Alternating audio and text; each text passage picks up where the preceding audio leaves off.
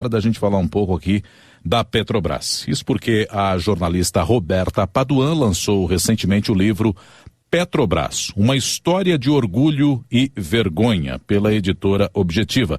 Roberta está aqui na ponta da linha para conversar com o ouvinte da CBN. Tudo bem, Roberta? Bom dia para você.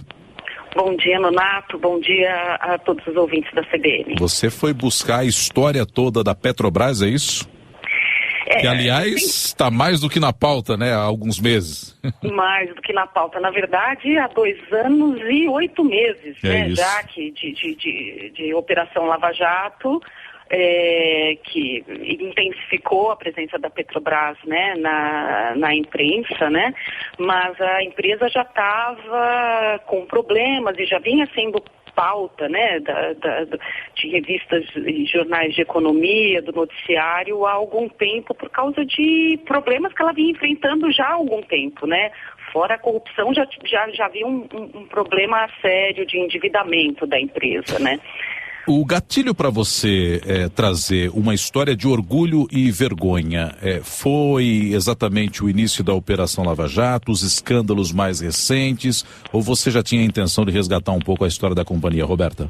Olha, na verdade, vamos ser totalmente justos aqui, dar os créditos a quem de direito, né? Eu cubro Petrobras mais de perto desde 2010, que foi quando eu sou jornalista, né? Trabalhei muitos anos para uma revista de economia, que é a Revista do Exame, e eu vim para o Rio de Janeiro em 2010 e passei a cobrir muito mais de perto a Petrobras.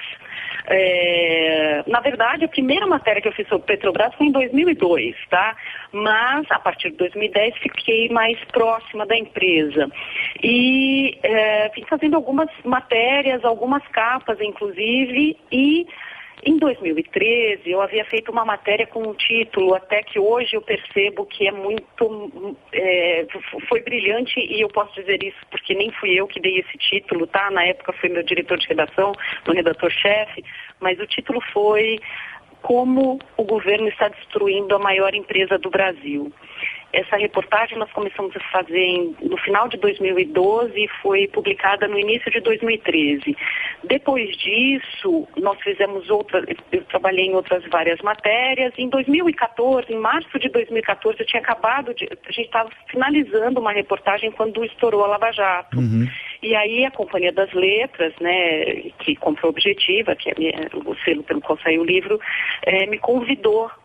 Leu essa reportagem e me convidou para fazer o livro, e eu mergulhei na história, e acabou sendo muito mais amplo e teve uma parte histórica mesmo no tempo, né, muito maior do que eu imaginava inicialmente, mas foi um trabalho delicioso e angustiante ao mesmo tempo, mas delicioso. Eu imagino. Agora, a gente pode dizer então que as irregularidades, elas não são de agora, não é isso, Roberto? Elas não são recentes. Pelo trabalho de pesquisa que você efetuou, já é algo que vem desde lá de trás, né?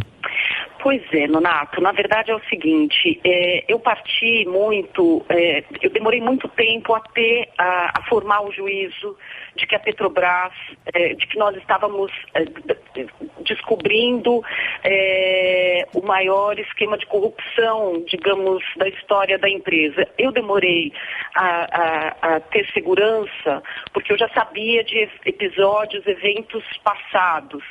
E eu fico sempre com a impressão de que o escândalo atual sempre dá a impressão de que é sempre mais escandaloso do que o anterior. Então, eu confesso que eu levei bastante tempo para ter essa segurança, mas, Donato, depois de fazer essa volta histórica, né,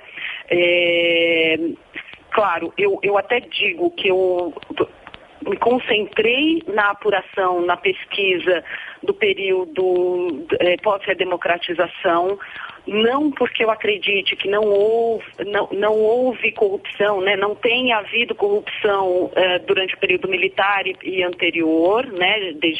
Sendo que a Petrobras, né, de 53, 54, mas porque seria impossível, claro, né? É um recorte de um período, né? É um recorte do período. Embora eu vá desde o início da companhia, porque eu acho que o leitor precisa entender por que essa companhia nasce e que ela é criada já com um aspecto que traz um dilema para ela, que ela vive até hoje. Eu sou uma empresa ou sou um órgão de governo, né? E nós permanecemos com a companhia permanece com esse dilema, tá? Agora, eu me concentrei no período pós-redemocratização, porque quando a gente tem mais registros e do ponto de vista prático, eu conseguiria fazer num período minimamente factível ali, né? Mas eu também acho que o período pós-redemocratização também tem mais a ver com o período que a gente vive hoje, por causa da estrutura política, dos partidos políticos, inclusive, né? Muito mais partidos e muito mais políticos precisando fazer suas campanhas, inclusive. Mas sim, foi uma volta ao passado, teve por exemplo, você chega no período Sarney, que a Petrobras já foi para as manchetes de jornal naquele período, inclusive, aí a gente tem que fazer uma menção à imprensa, nem é corporativismo, mas muito do que foi descoberto até hoje sobre a Petrobras também se deve ao papel da imprensa. No período Sarney, por exemplo, tem um dos capítulos que o título, inclusive, é "Não demito amigos". O que é essa frase? É a frase que o ex-presidente Sarney disse ao então presidente da empresa na época, que era o engenheiro Armando Guedes, que queria demitir um general na época, que era um general que tinha se tornado presidente, né, da BR Distribuidora, e que tinha ali conexões, tinha nomeado pessoas que estavam fazendo negócios como empresas de amigos e tarará, e estavam, na verdade, achacando bancos para que conseguissem ficar com parte de dinheiro, para levar propina, né? E depois houve vários episódios e eu fiquei tentando testar com as pessoas com quem eu conversei, com os funcionários da companhia, tentar testar a dimensão da corrupção que eles percebiam ou que eles presenciaram, né, souberam ao longo do tempo, e aí é triste reconhecer, mas hoje realmente é uma escala que a gente não tem paralelo na história. Também pelo tamanho que a empresa tomou. Claro, né? Uma pena, né? É uma grande pena, mas assim, é uma coisa, é muito importante, cada vez eu tenho mais certeza, Nonato, que a gente tem de entender realmente a nossa história, porque quando a gente não entende, a gente realmente repete os erros, né? Eu estava observando, muita gente pergunta, poxa, mas como que você pode dizer que foi possível fazer ser mais corrupto nesse período, né?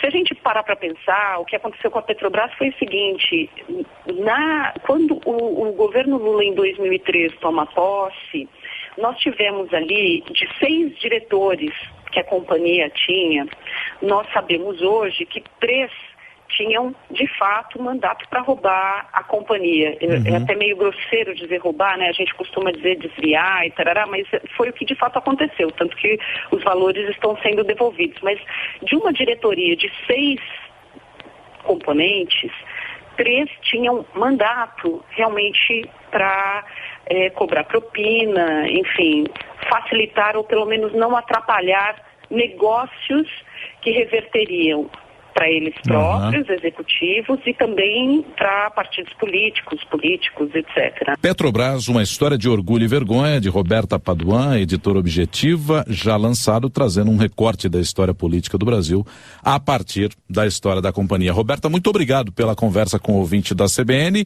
e até uma próxima oportunidade. Eu que agradeço, Nonato.